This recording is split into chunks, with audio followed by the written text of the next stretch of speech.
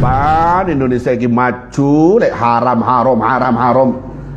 Sing liyane wis gawe rudal iki haram gak mari. Ini bahaya. Istighfaf bidzunub, ngeremehkan dosa bisa kafir. Warahmatullahi wabarakatuh.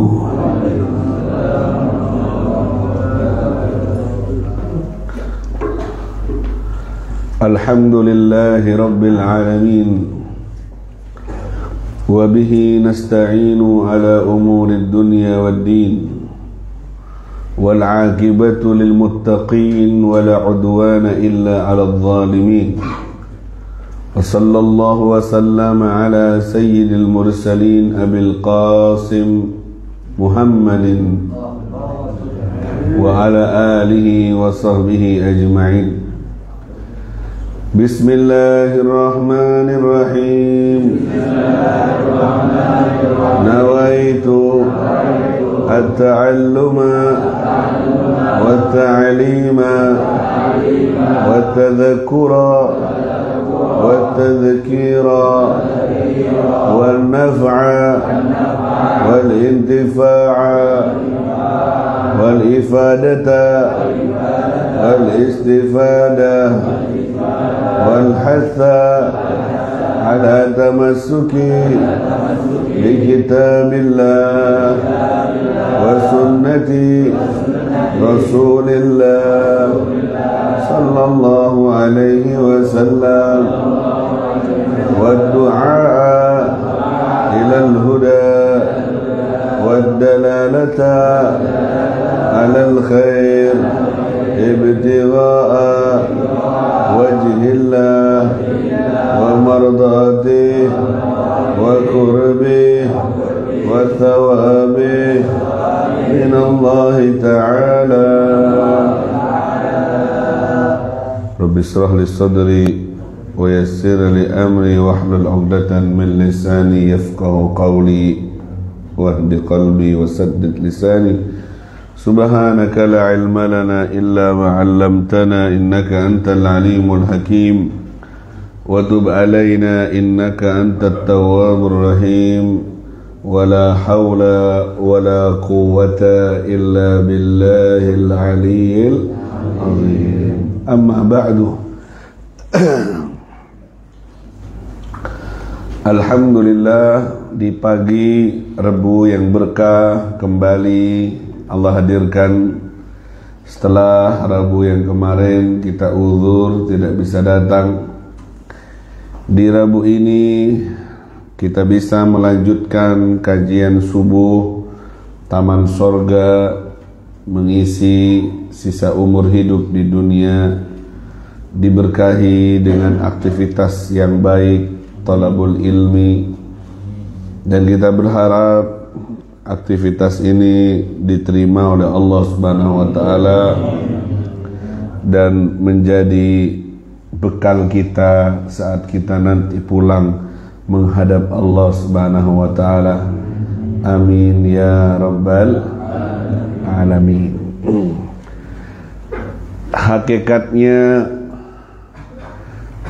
kita hidup di alam dunia dengan segala cerita yang kita lewati, tanafus, berlomba-lomba tiap hari untuk mengumpulkan harta,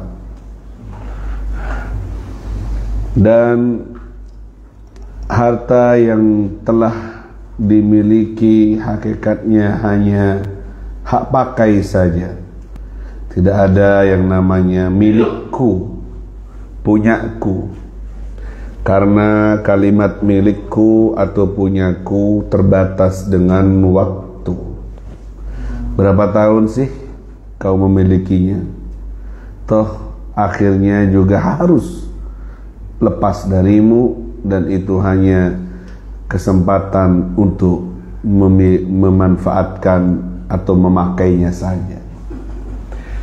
Sampai ada beberapa orang yang berusaha, berupaya untuk mempertahankan kalimat milikku, punyaku, tak boleh dimiliki oleh orang lain. dengan cara emas-emasannya dimasukkan ke kotak, kemudian saat orang ini mati, kotak itu baru diwasiatkan untuk dibawa dikubur bersama jasadnya, karena katanya ini milikku, yang artinya orang lain tidak boleh memilikinya. Akhirnya semua kekayaannya dari emas, permata, cincin, kalung, semua itu diikutkan saat penguburan, dikubur dengan jasadnya, karena dia bersikukuh dengan kalimat milikku. Apa yang terjadi? Setahun, 2 tahun, 5 tahun, 10 tahun, 20 tahun digali kuburan itu, ternyata milikku, kunya itu tinggal tulang belulang saja. Akunya tinggal tulang. Yang terlihat di kuburan itu hanya tengkorak, dagingnya, rupanya, wajahnya sudah hancur, dan harta karun yang dibawanya ternyata masih ada, karena terbuat dari kotak yang besi atau apa yang kuat. Emasnya masih ada, cincinnya masih ada, kalungnya masih ada, dan orangnya yang tidak ada. Ternyata milikku musnah ditelan waktu dan tidak bisa lagi mengaku-ngaku bahwa semua itu milikku. Digali lagi, diambil, dan harus pindah tangan entah ke siapa. Dan begitulah cerita dari semua yang memiliki harta. Apa yang kita usahakan siang malam, jungker walik. Ngerti jungker walik? Soko eka cetak eka soko. Berhasil kamu mengumpulkan 1 miliar, 1 triliun, mobil, rumah, itu bukan milikmu. Kau hanya hak pakai sepanjang umurmu, yang hanya beberapa tahun saja. Kau ingin jadikan itu semua milikmu, maka bawa sampai ke akhirat, bukan dengan cara ikut dalam kuburanmu, tapi arahkan kepemilikanmu itu di jalannya Allah Subhanahu wa ta'ala. Fasilitasi majelis ilmu dengan hartamu, itu milikmu. Fasilitasi apa yang dibutuhkan oleh majelis ilmu yang sudah lurus, ilmunya bagus, manfaat, jelas sanadnya, fasilitasi. Sebaik-baik infak jika dikeluarkan dalam ilmu. Sebaik-baik sedekah, kata Imam Suyuti, itu kalau dikeluarkan di jalannya 900 lipat lebih tinggi dibanding sedekah ke fakir miskin, bahkan lebih daripada sedekah ke orang tua. Siapa yang tidak tahu orang tua? Kehormatan dan kemuliaan. Kenapa, Beb? Kok lebih lipat gandanya ke ilmu?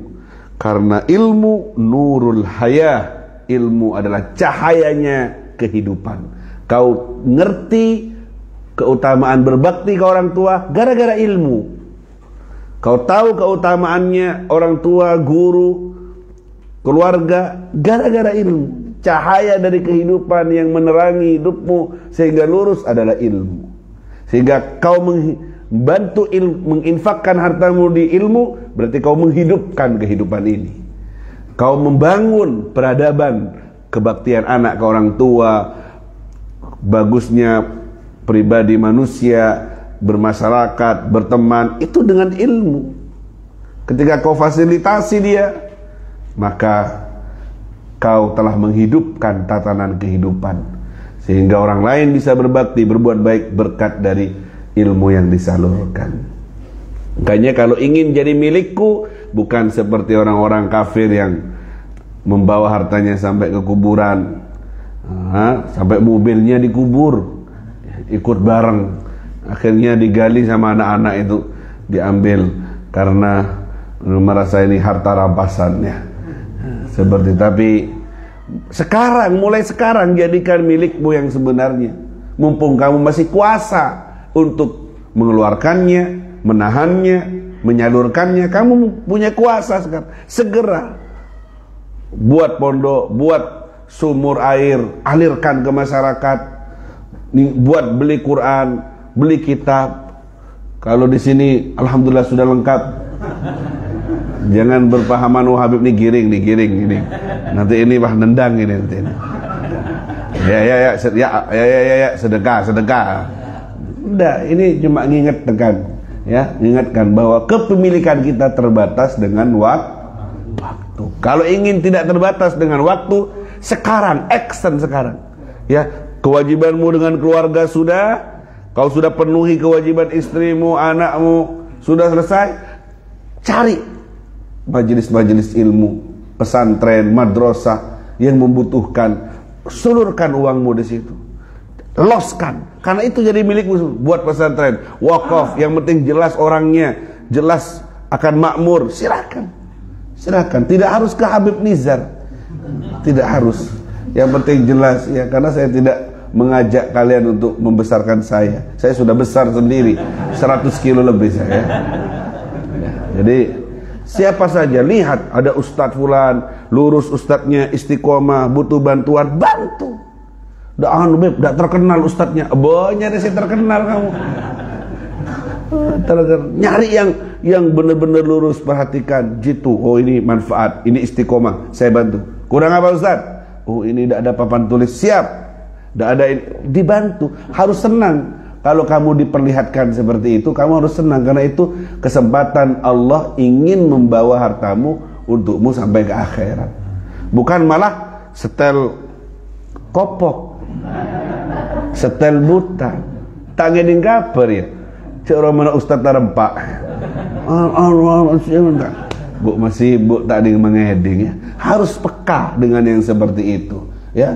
Bagaimana sahabat-sahabat Nabi mengeluarkan hartanya sampai Rasulullah berkata kepada Sayyidina Utsman bin Affan, nyumbang hartanya miliaran untuk di medan perang di jalan Allah. Ma dalla Utsman ma halaka Utsman ba'dal yaum. Sayyidina Utsman tidak bakalan celaka setelah hari ini karena sumbangannya banyak sekali, langsung dapat stempel pasti selamat, pasti surga. Model kayak gini, tidak hitungan, tidak takut miskin. Kalau sudah ngasih ke Rasulullah, tidak mungkin celaka untuk perjuangan Islam. Langsung dapat stempel falah, selamat dan untung. Sampai sekarang Sayyidina Utsman itu punya harta yang mengalir. Ya, kalau kamu ke Saudi punya peninggalan harta yang dikembangkan, apa jadi kebun, apa jadi hotel, yang hasilnya untuk masjid, untuk fakir miskin di Saudi. Sudah wafat 1500 tahun yang lalu, tapi hartanya terus mengalir. Itu orang yang cerdas begitu. Ya, meninggalkan jejak yang tak ada habis-habisnya. ATM berjalan. Orangnya wafat tapi hartanya terus mengalir. Nah, sekarang mumpung masih hidup, kamu bisa tanda tangan, kamu bisa mengambil tindakan, bertindak. Kalau umurmu tinggal berapa? Apalagi sudah ada jam bekermu, hidup terus mengih, encok, rematik, itu sudah jam bekermu, sudah hampir finish, mau hampir. Kamu sudah masih bisa ambil tindakan, apa yang bisa? Silakan, cepetan. Jangan hanya sibuk ngumpulin, ninggalin. ngumpulin, ninggal. Aduh, apa faedahnya ngumpulin sama dengan ditinggal akhirnya. Apa capek kamu? Bawa dengan cara lokasikan ke tempat-tempat yang bermanfaat seperti majelis ilmu. Ya, semoga dapat taufik dari Allah ya untuk kita bisa mengamalkan ini semuanya. Amin ya rabbal Amin ya rabbal alamin. Baik, kita teruskan kajian kita kitab Sulamut Taufiq ila Mahabbatillah ala Tahqiq. Di pertemuan terakhir kemarin kita disebutkan wa alla yu'jaba biha, dan hendaknya tidak dita'ajjubi dengan amal ibadah. Itu sudah. Artinya pembahasan terakhir kita, syarat supaya amal diterima oleh Allah tidak boleh ujub, bangga diri. Ujub itu bangga diri. Dia melihat saya bisa sedekah, saya bisa alim, saya bisa berbuat baik ini karena saya, bukan melihat itu karunia dari Allah. Bangga. Jadi yang besar dirinya, bukan Allahu Akbar, bukan Allahnya, membesarkan diri. Katanya Nabi Isa alaihi salatu wassalam, kam min sirajin atfa'at hurrih, berapa banyak lampu dipadamkan sama angin. Bukan lampu PLN, lampu zaman dulu. Berapa banyak lampu dipadamkan dengan wa kam min ibadah qad afsadahal ujub, berapa banyak ibadah dipadamkan, dirusak oleh ujub, oleh bangga diri. Na'udzubillahi min.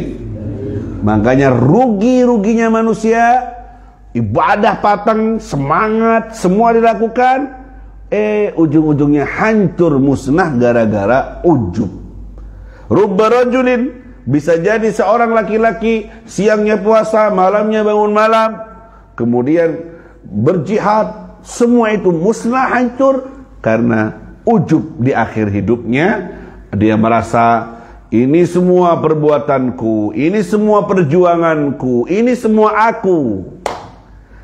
Dengan kalimat seperti itu yang ada di hatinya, semua yang dia bangun puluhan tahun itu runtuh, hancur semuanya. Dengan satu virus yang lebih bahaya daripada corona, yaitu ujub, bangga diri. Hati-hati dengan penyakit ini. Di mana mempelajarinya, Beb? Di majelis taklim seperti ini. Terus harusnya gimana, Beb? Harusnya setiap ibadah yang kau perbuat, kau harus meyakini itu semua karunia dari Allah. Buang keakuanmu, kubur keakuanmu, itfan nafsaka fi ardil khumul, ma nabata mimma lam yatim nadafnuhu lam yatim natajuh. Katanya Imam Ibn Atta al-Askandari dalam hikamnya, kubur keakuanmu, kubur keakuanmu. Terus dengan kuburan yang dalam, sesuatu yang tidak sempurna nguburnya, tidak sempurna buahnya. Kalau kamu nanamnya tidak sempurna, nguburnya tidak sempurna, cuma dilempar begitu benihnya, nanti tumbuhnya tidak jelas, miring ke kanan, miring ke kiri, kena angin sedikit roboh. Karena kurang dalam nguburnya. Gimana, Beb? Tancapkan, gali yang dalam, tancapkan. Kalau kuat nguburnya, dalam nguburnya, akarnya kuat ke bawah, akhirnya tumbuhnya kuat, buahnya bagus. Kalau asal-asalan tidak bagus nanamnya, nguburnya tidak bagus, maka gampang roboh, akarnya miring-miring, tidak jelas. Begitu juga manusia. Kubur keakuanmu dengan sedalam-dalamnya, jangan muncul, nunduk beneran. Kamu akan kuat, akarmu akan kuat. Pandang semua ini karunia dari Allah. Kalau kamu sedikit-sedikit muncul, sedikit-sedikit ngubur, muncul, tidak bagus prosesnya, akarnya tidak bagus, kena angin sedikit tumbang. Dipuji orang sedikit, mekar. Dicela orang sedikit, geblak. Semaput. Urung wis, lho kok gak hadir? Dirasani aku. Biasanya kan rumen hadir buat iya, gak dirasani aku mbek tonggo gak enak aku. Bene wis nang omahe. Tumbang langsung karena gak bagus nanemnya. Ada akunya. Coba akarnya kuat, mau dirasani, mau dipuji, mau dicela, maju tak gentar membela yang benar. Muhammad. Begitu ya. Jadi kalau nanamnya tidak bagus, gampang tumbangnya. Karena dia mau beramal karena tolak timbangannya adalah omongannya manusia, pujiannya manusia. Tidak lama itu. Maka li ghairillah in qata'a wan fasal. Sesuatu kalau bukan untuk Allah terputus dan akan berhenti tidak lama. Wa makana lillah dama wattasal. Kalau untuk Allah pasti akan berkesinambungan, pasti akan abadi. Allahumma shalli ala Muhammad. Jadi hati-hati dengan penyakit yang bahaya ini. Apa itu? Ini setan pakai umpan ujub ini. Akhir dia lolos dari godaan setan. Dia berhasil hadir majelis. Dia berhasil qiyamul lail. Dia berhasil sedekah. Setan tetap nginceng. Mari kikon. Monggo wis. Hadir wis. Monggo wis ngaji wis. Monggo wis sedekah wis. Monggo silahkan wis poso wis. Monggo wis hatamin Quran iku. Mari kita tendang penalti. Apa terakhir? Ketemu ujub. Ayo kon. Kulo untuk koncone. Ayo. Apikno, suarane apikno. Mertone teko. Ayo apikno. Iku lho, ono sing ayu. Ah, teko. Iku lho, ono berkatan. Ayo. Nek kono gak ono berkatane, nek kene ono kono ae. Setan. Dia tidak berhenti goda kita. Walaupun kita berhasil sujud, berhasil sedekah, setan tidak berhenti. Harus ada tendangan terakhir dari setan yang bisa memusnahkan semua ibadah yang sudah kita lakukan. Apa itu? Ujub ya kawan. Bangga. Kadang ku ganggu acara taban kancana barung kopi leman nyaman gelak 10 nangis ra atau nyaman cerita. Engkau nyaman ben 10 norok ngaji nare bila sesadar mak neraka melolo norongkok ke surga. Kadang makanya ini bahaya ya. Minta selamat sama Allah Subhanahu wa ta'ala ya. Gimana seharusnya Beb? Melihat tidak ada akunya, yang ada hanya Allah. Walillahil fadl wal minnah. Ini semua karunia Allah. Dipuji sama orang, Masya Allah sampai ini istiqomah yang ngaji. Karunia dari Allah. Tanpa karunia dari Allah saya tidak kuat untuk hadir. Masya Allah ya sampai ini dari Pasirian jauh hadir. Masya Allah, karunia dari Allah. Kalau tidak karunia dari Allah, ya, Masya Allah sampean dari Pondok Jeruk hadir, jauh, walaupun tidak bawa jeruk ya, dari Gelang hadir, yang dekat tetangga tidak hadir, jasa kasak. Karunia dari Allah, undangan dari Allah. Ya, semua lihat Allah, sedikit Allah. Jangan lihat saya, aku jangan. Ini bukan karena walaula fadlullah alaikum wa rahmatuhu ma zaka minkum min ahadin abada walakin Allah yuzakki man yasha. Kalau bukan karunia Allah dan rahmat Allah, kamu tidak bakal bisa untuk merahmatimu, menyayangimu sendiri dengan rahmat Allah, tidak bisa. Untuk bersih-bersih tidak bisa, untuk takarrub kepada Allah tidak bisa. Semua karena Allah. Kalau kamu bisa sedekah, bisa nyumbang, Allah. Yang meretakkan hati saya untuk mewakafkan tanah ini Allah. Ya. Yang membuat saya istiqomah nyumbang ini Allah. Yang membuat saya gampang ini Allah. Semuanya Allah. Biar Beb, sudah Allah muncul kadang si Beb. Si ingin jawab sendiri dengan Allah, bukan saya. Allah gitu lagi. Makanya zikir Lafzul Jalalah yang saya pimpin sebelum taklim itu Allah itu biar kita membesarkan Allah dan tidak membesarkan yang lain. Allah biar Allah aja yang hidup, kita mati semua. Gitu loh. Allah itu dilatih supaya kalau ada pikiran-pikiran yang negatif kayak tadi, mengaku-ngaku bahwa aku musnah, hancur dengan kalimat Allah.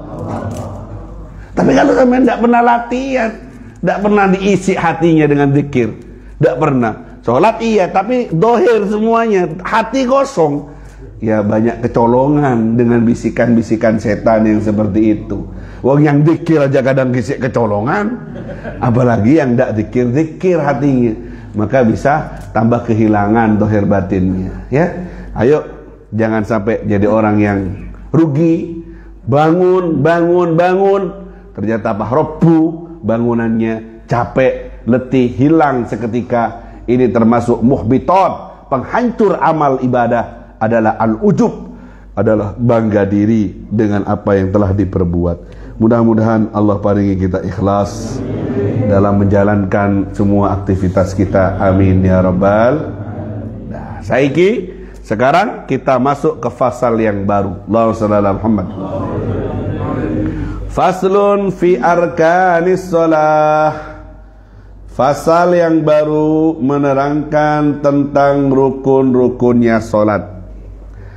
Arkanus shalah sab'ata ashar. Rukun-rukunnya salat ada 17. Allahumma shalli ala Muhammad. Ada berapa? 17. Ya, yang muktamad ada 13. Nah, ini ditambah 4 jadi 17. Tumakninah dipisah dari ruku, sujud, i'tidal dan seterusnya ya. Nah, wailah ada yang sebagian kitab menulis 13, yang di sini 17 karena membedakan tumakninah dengan rukun yang satu paket seperti ruku dan tumakninah dipisah sehingga menjadi 17. Allahumma shalli ala Muhammad. Sekarang kita akan bercerita tentang ar-rukun. Arkan itu jamak dari rukun. Janibus syai' al-aqwa. Rukun sesuatu yang di sisi sesuatu yang lebih kuat. Kayak ini tembok, ini tiang. Rukun sesuatu, sandaran untuk sesuatu yang kuat. Tanpa ada tembok ini akan roboh ini bangunan. Rukunnya, kayak rukunnya agama Islam. Tiang-tiangnya agama Islam. Tanpa ada itu tidak bisa Islam. Syahadat, sholat, ya. Syahadat, sholat, zakat, puasa, haji, itu rukunnya. Nah, sholat ada rukunnya. Tanpa ada rukun ini ya bukan sholat namanya. Secara istilah ibaratun an juz'in minal mahiyah la tatahaqqaq illa bih. Sesuatu yang tanpa adanya rukun ini maka tidak ada yang namanya sholat. Ini hal yang penting. Rukun kalau ditinggal ya bisa batalin sholatnya, bisa batal karena ini memang intisari dalam Sebelum masuk ke matan dari kitab ini, saya ingin menerangkan kepada kalian tentang pembagian rukun-rukun salat. Allahumma shalli ala Muhammad. Dari yang 17 itu rukun salat dibagi 4. Berapa? 1 qauliyah. Rukun yang sifatnya qauliyah, perkataan.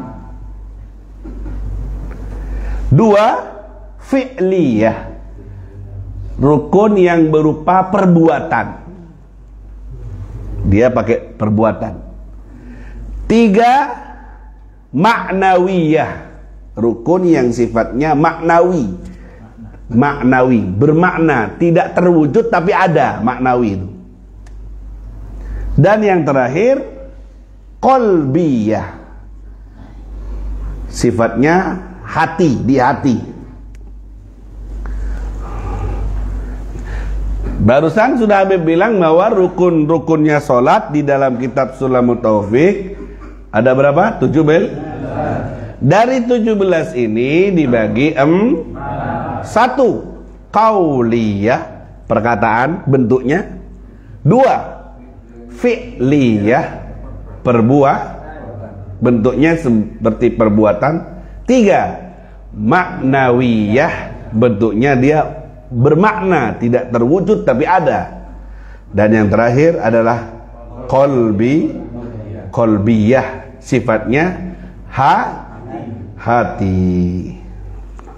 Nah, contoh yang pertama nanti akan dibahas satu-satu. Contoh sampean dengerin dulu biar sampean paham. Yang pertama tadi apa? Qauli, dilafatkan, perkataan. Seperti takbiratul ihram, Allahu Akbar, harus dilafatkan Allahu Akbar. Tidak boleh sampean dalam hati tok.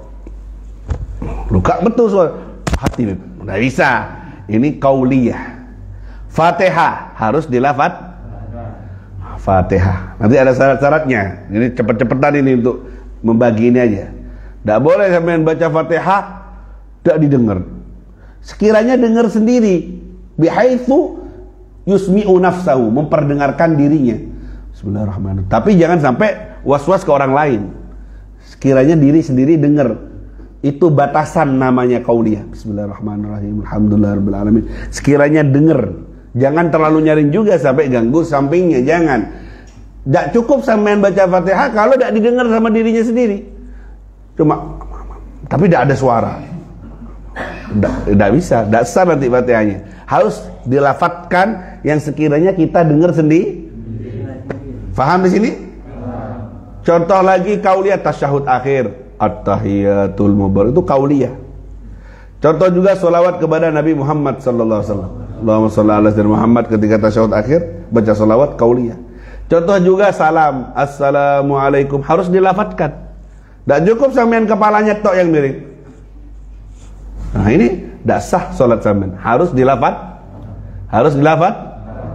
Kan banyak yang tidak sadar kadang imamnya assalamualaikum warahmatullahi. Ini makmum cuma itu qauliyah, itu rukun sholat yang qauli perkata harus dilafatkan. Assalamualaikum warahmatullahi wabarakatuh. Gitu. Banyak cukup dengan imam sudah. Assalamualaikum, kepalanya tok saya. Ucapkan itu qauliyah. Oh, saya dari dulu cuma cetak berpinol merek. Nah, cetak ngaji mulai lambat telat. Sekarang ngaji tahu wajib harus dilafat. Itu nanti akan dibahas satu-satu sama Habib. Sekarang biar dipoin-poinkan. Nomor 2 tadi apa? Rukun apa? Fi'li. Seperti apa fi'liyah? Qiyam, berdiri dalam sholat fardu wajib. Orang nanti dibahas satu-satu. Berdiri. Ruku, fi'liyah, gerakan. Fi'liyah itu gerakan. Iktidal, sami Allah, bangun dari ruku. Sujud, itu gerakan. Itu rukun. Julus baina sajadatain, duduk di antara dua sujud, itu gerakan. Al-qu'ud fi tasyahudul akhir, duduk waktu baca tasyahud akhir. Ini semuanya apa? Fi'li, bekerja, harus dikerjakan. Nomor 3 tadi rukun apa? Maknawi. Artinya maknawi itu kebalikan dari hissi. Hissi kelihatan, terwujud. Maknawi tidak kelihatan tapi ada. Apa itu, Beb? Rukun maknawi, tartib. Ngerti? Apa? Tidak kelihatan tapi ada. Harus tartib sampean. Berdiri dulu, takbir, Fatihah, ruku, iktidal, sujud. Tartib. Tidak boleh sampean berdiri langsung sujud. Allahu Akbar. Tidak tartib namanya itu. Harus alla yuqaddim udwun ala udwin. Tidak boleh memajukan satu bagian dan meninggalkan yang lain. Tidak boleh. Itu tartib. Itu rukun yang nomor 3. Isinya rukun sholat maknawi. Isinya adalah tertib. Yang terakhir qalbiyah, rukun yang sifatnya Apa rukun sholat yang kerjaannya hati? Karena niat tempatnya di Mau sholat subuh, Beb, ya niat kamu. Talaffuz biha sunnah, ngelafatkan sunnah. Usolli fardhu subhi rakaataini ma'muman lillahi. Sunnah hukumnya dilafatkan. Tapi tempatnya niat dalam setelah kalian melafatkan, hati sampean harus niat ketika takbir Allah. Waktu Allah dalam hati, saya niat sholat subuh 2 rakaat makmuman gitu. Niat dalam hati. Dasar sampean kalau cuma melafatkan di luar, hatinya kosong. Sholli fardhu subhi Allahu Akbar, hatinya kosong. Dasar. Ini rukun. Jenis rukun yang keempat yaitu qalbiyah, artinya hati, yaitu niat. Talaffuz biha sunnah, mahalluha fil qalb, tempatnya ada di hati. Allahumma shalli ala Muhammad. Sebelum masuk ke rukun salat satu-satu, mana yang paling afdal dari rukun-rukun salat yang ada? Kan 17 tuh. Sebagian sudah saya perkenalkan tadi. Katanya ulama bahwa yang paling afdol dari rukunnya sholat itu adalah al-qiyam, berdiri. Waktu berdiri. Kenapa? Karena waktu berdiri kita baca Al-Qur'an. Kapan baca surat? Baca Fatihah. Kapan? Waktu berdiri. Sehingga qiyam menjadi rukun yang paling afdol karena ditempati bacaan Al-Qur'an. Dan juga ada hadis Rasul sallallahu alaihi wasallam, afdalus shalah tulul qunut. Salat yang baik adalah panjangnya kunut, panjang berdiri. Ada juga pendapat yang nomor 2, bahwa rukun salat yang terbaik bukan berdiri tapi sujud. Apa? Sujud. Ini pendapat yang nomor 2. Kenapa, Beb? Karena ada hadis Nabi, aqrab ma yakunul 'abd min rabbih azza wa jalla wa huwa sajid. Seorang hamba yang paling dekat dengan Tuhannya yaitu ketika dia fa'akthirud doa, perbanyak doa di waktu Atas dasar hadis ini, maka ulama ini mengatakan bahwa rukun sholat yang terbaik adalah sujud. Karena katanya dalam hadis, posisi seorang hamba yang paling dekat dengan Tuhannya yaitu saat dia sujud. Allahu Akbar. Waktu sujud berarti di bawah, Beb. Berarti di bawah, dekat sama Allah. Bukan ngartiin Allah bertempat di bawah. Kenapa kok waktu sujud seorang hamba lebih dekat dengan Tuhannya? Karena waktu sujud dia benar-benar merendahkan hatinya. Orang itu dekat sama Allah kalau dia merendah. Kalau sombong jauh dari Allah. Paham tuh? Itu bahasa pesannya di situ. Sujud merendah, kepala yang paling atas dari badan kita tundukkan ke bawah, nunduk, merendah di depan Allah. Di situ ada Allah. Saat hatimu merendah, maka sujud isyarat kita merendah. Katanya Nabi Musa bertanya kepada Allah, aina ajiduka ya Rabb? Di mana aku bisa mendapatimu ya Allah? Katanya Allah, indal munkasirah qulubihim li ajli. Kamu akan dapati aku di hatinya orang yang pecah, yang tawadu, yang merendah karena aku. Kamu akan dapati aku. Di hatinya orang yang sombong, tidak ada Allah. Tidak ada Allah. Dia orang yang congkak, tidak ada Allah. Allah ada di orang yang tawadu, yang merendah. Itu bahasanya. Sujud dekat dengan Allah karena di situ kita merendah. Tentunya bagi orang yang ketika sujud benar-benar merendah. Tapi beberapa sering kita ini sujud tapi tidak merasa merendah. Ya Allahu Akbar, ya pokoknya Allahu Akbar. Padahal di situ sebenarnya kita harus memahami bahasa tubuh kita. Disuruh nunduk, kepala yang paling tinggi suruh simpan di bawah, supaya benar-benar tunduk, patuh, manut dan Gusti Allah Subhanahu. Tidak boleh sombong lagi. Harusnya pulang dari sholat sembuh penyakit sombongnya kalau dia sadar dan memahami arti dari sujudnya. Karena tidak paham-paham arti sujud, pokoknya nunduk, maka dia berapa kali sholat dia tidak paham, tidak sembuh. Ibarat obat tidak sesuai dengan fungsinya, Mas. Padahal itu obat. Ketika Allah, tangan diangkat, apa ini maksudnya? Taslim, pasrah, nyerah. Ya apa kalau kamu ditangkap sama polisi? Angkat tangan. Ya Pak, angkat tak? Isyarat apa angkat tangan ini? Menyerah. Wis angkat tangan aku, nyerah aku, pasrah. Itu pesannya ketika Allah. Ya sampean harus pasrah sama Allah. Ojo ngengkel, enggak iso. Pokoknya kudu lho, sami Allah apa gak dipahami pesannya. Allah pasrah harus totalitas. Wis tak pasrah nang Gusti Allah. Hasbunallah wa ni'mal. Itu pesannya. Sujud ya nunduk. Gak boleh sombong, nunduk aku gak duwe apa-apa aku. Gusti Allah kabeh. Allahu Akbar, subhana rabbiyal a'la. Ajunan Gusti, saya maha agung, saya maha tinggi. Cuma ajunan abdina rendah Gusti. Gitu pesannya. Nah, ini sering lewat di pikiran kita. Selama ini kita sholat, pokoknya gugur kewajiban. Pesan sholat yang sebenarnya tidak masuk di hati kita. Sehingga obat yang harusnya bisa ngobati penyakit-penyakit kita tidak berfungsi.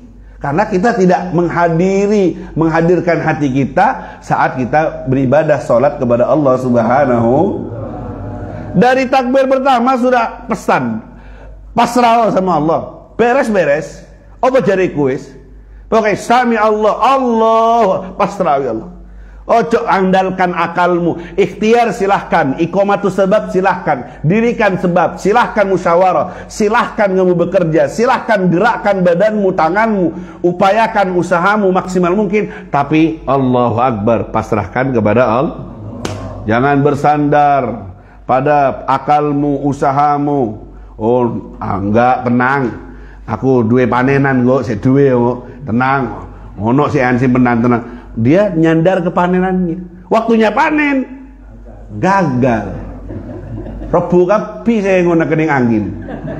Satu malam tok. Nunggunya 5 tahun. Malam sebelum sepuh datang angin bus. Oh, sami Allahu liman hamidah. Burung tak burung? Burung. Ya, burung. Nah, burung itu artinya manuk gitu ya. Allah sallallahu Muhammad. Faham tuh? Jadi pendapatnya ulama, rukun salat yang paling afdal yang pertama adalah qiyam, berdiri. Alasannya kenapa? Karena di situ tempatnya baca Quran. Pendapat yang nomor 2 adalah alasannya kenapa? Karena sujud adalah posisi yang paling dekat dengan Allah Subhanahu. Bukan berarti Allah ada di tempat sujud, tidak. Tapi hatimu yang sujud, hatimu yang tunduk, merendah, di situ kau dapatkan kekuasaan Allah Subhanahu wa Ta'ala. Di hati yang sombong, hati yang congkak, tak bakal nemu Allah Subhanahu wa Ta'ala ya. Aku akan berada di hati orang yang pecah karena aku. Artinya pecah di sini, tawadu, merendah, memohon, meminta, inni kuntu minal zalimin. Di situ ada Allah Subhanahu wa Ta'ala ya. Kalau menemukan kesalahan kita diakui, di situ menemukan Allah Subhanahu. Ya kayak orang punya anak buah misalnya ya. Anak buahnya salah. Anak buahnya ngakui, aku salah, jaluk sepuro, memang aku zalim, aku meler, aku nakal, kesalahan dinisbatkan ke dia. Maka juragan itu akan, ya sudah, kau akan dapati kasih sayangku, ku maafkan kamu. Gampang dimaafkan. Tapi ketika tidak ngaku salah, enggak, udah aku, pokoknya udah aku, pokoknya, ngengkel, ngeyel, ya tendang. Juragan ini mau nendang, ngalih, gak usah, ngalih, pergi kau, pecat. Nah, pecat orang sombong kayak gitu, ya. Jadi silakan kamu manusia punya dosa, punya salah, punya maksiat, ya. Tempatnya salah maksiat, tapi akui.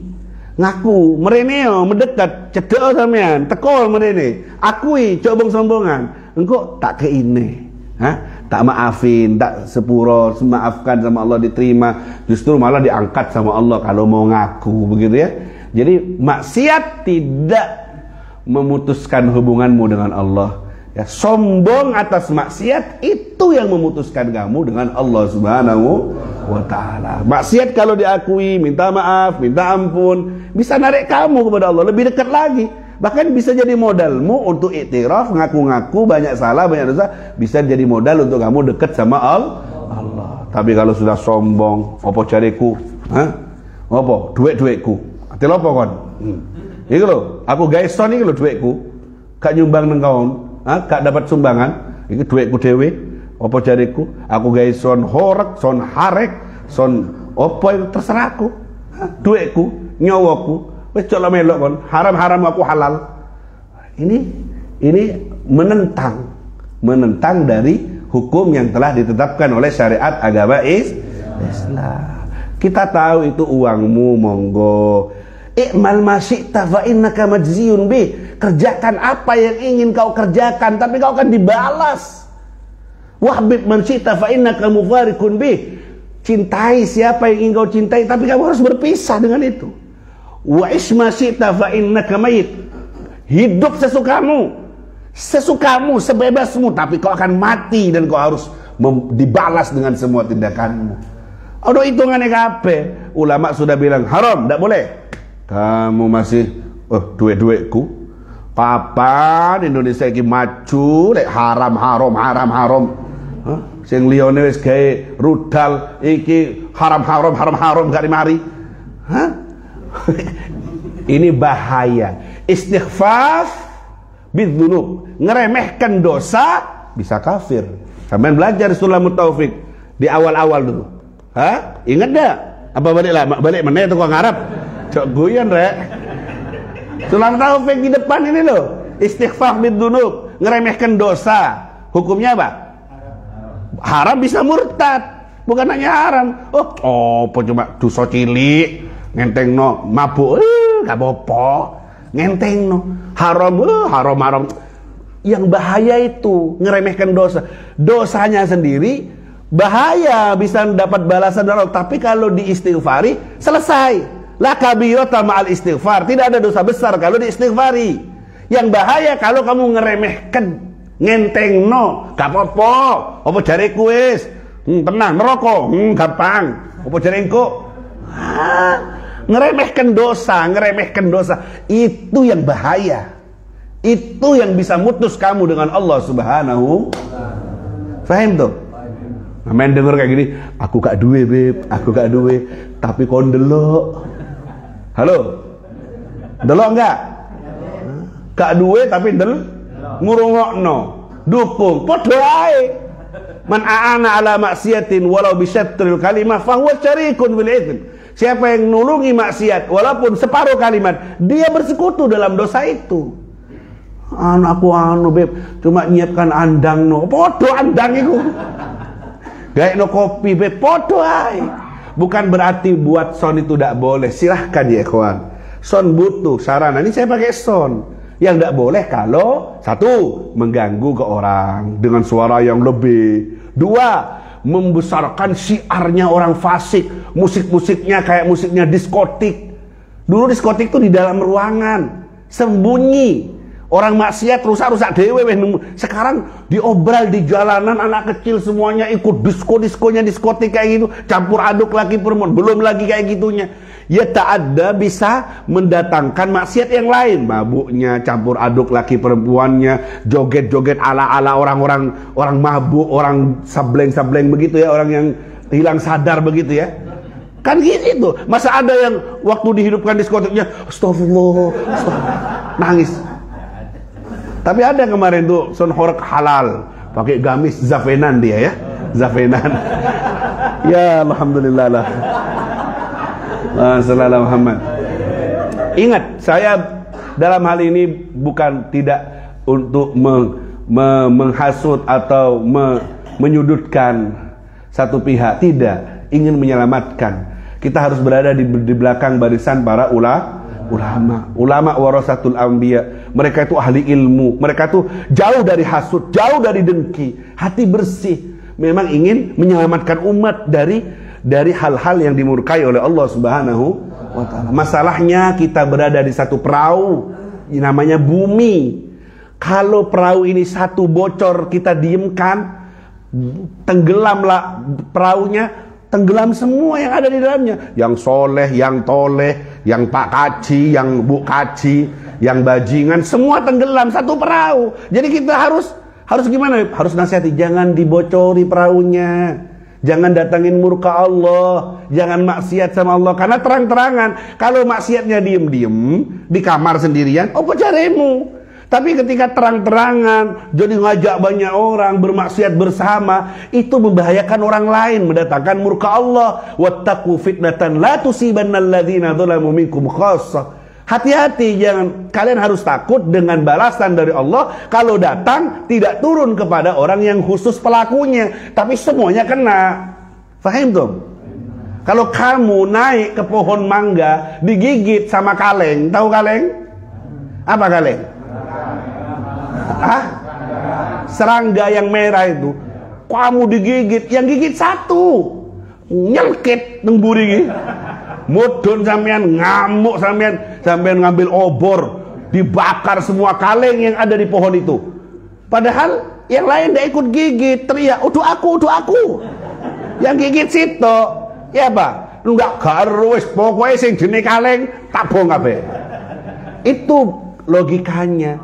Yang maksiat satu, dua, tapi kita di tempat yang sama, kena semuanya. Al-bala ya kalau sudah datang bala, merata kepada semuanya. Jadi kalian yang tidak punya, jangan dukung. Ini mau Agustusan, jok lo melok lo rek. Halo. Jangan ikut. Ada beb lewat depan rumah, tutup itu. Tidak bisa dirubah, tutup itu. Ojo meno, anu beb saya ikut gerak jalan. Perempuan lagi pakai baju ketat ikut di belakangnya sonhorak joget-joget. Innalillah. So, bojoku, aduh. Musibah. Suaminya ikut subhanallah bihamdi subhanallah lazim. Ya Allah biha ya Allah biha. Bojone gak ning totak ning tatah. Innalillahi wa inna ilaihi. Selamatkan ku anfusakum wa ahlikum. Jaga dirimu dan keluargamu dari api neraka. Jaga dari yang haram maksudnya. Kau sudah tahu pendapatnya ulama mayoritas MUI juga sudah, hindari, jaga. Kalau ada saudara kita yang terjerumus, doakan dengan hati yang ikhlas di malam hari, tangisi kepada Allah semoga dapat hidayah, semoga ada hiburan lain yang diridhoi oleh Allah Subhanahu. Bisa dengar nasihatmu dengan lemah lembut, nasihati dengan baik, dengan penuh kasih sayang. Ayo kita cari kesibukan lain, cari yang banyak kok. Islam tidak melarang kita untuk berbahagia, untuk happy. Islam tidak melarang, tapi cari yang tidak melanggar syariat, yang dihalalkan oleh syariat. Banyak cara yang lain untuk melampiaskan kesenangan. Bukan anti son, silahkan. Untuk memfasilitasi pengajian, silahkan. Tapi ada waktunya. Mari pengajian, tutup, cok ganggu tonggo. Son, mari acara seurip sampai subuh. Tengah tetangga tay pengedet edung. Ya kan? Loh, kok dak dipateni Pak, wong tamu wis pulang semua. Eman solar, Beb, eman solar. Kon sudah kadung beli solar, ganggu orang. Jadi sekampung, biasanya di desa-desa kayak gitu. Acaranya sudah selesai, ya sudah. Cukup sederhana, cukup ya sesuai dengan kebutuhan. Ya, mudah-mudahan Allah ampuni dosa-dosa kita. Allah beri hidayah kepada kita dan saudara-saudara kita. Datangnya bulan Agustus ini mudah-mudahan datang rahmat Allah, datang hidayah dari Allah. Allah jauhkan kita semua dari perbuatan dosa. Allah selamatkan kita dari semua yang dimurkai oleh Allah. Dan semoga Allah membalas kebaikan dengan banyak kebaikan pada para pahlawan kita yang telah mengorbankan darahnya, jiwa raganya untuk membela negara yang kita cintai, Indonesia ini. Allah ampuni dosa mereka, Allah terima perjuangan mereka, Allah angkat derajat mereka, dan kita dijadikan generasi yang soleh dan solehah, bisa menjaga amanah, mensyukuri nikmat kemerdekaan dengan sebaik mungkin. Semua itu Allah jaga dan Allah lindungi kita dari semua azab dan bencana. Allah berkahi negeri kita, baldatun thayyibatun wa rabbun ghafur. Allah ampuni dosa kita, Allah lapangkan usaha kita, Allah lancarkan rezeki kita, Allah sembuhkan penyakit kita semuanya. Allah berikan keberkahan dalam usaha kita, ilmu kita, semuanya dalam keafiatan, dalam kebaikan, dalam kelembutan takdirnya dari Allah Subhanahu wa taala. Setelah umur panjang di dunia dalam taat dan takwa kepada Allah, meninggal dunia husnul khatimah fi khairin wa lutfin wa afiyah. Wa ila hadratin Nabi al-Mustafa Muhammad sallallahu alaihi wa ala alihi wa sallam. Al-Fatihah.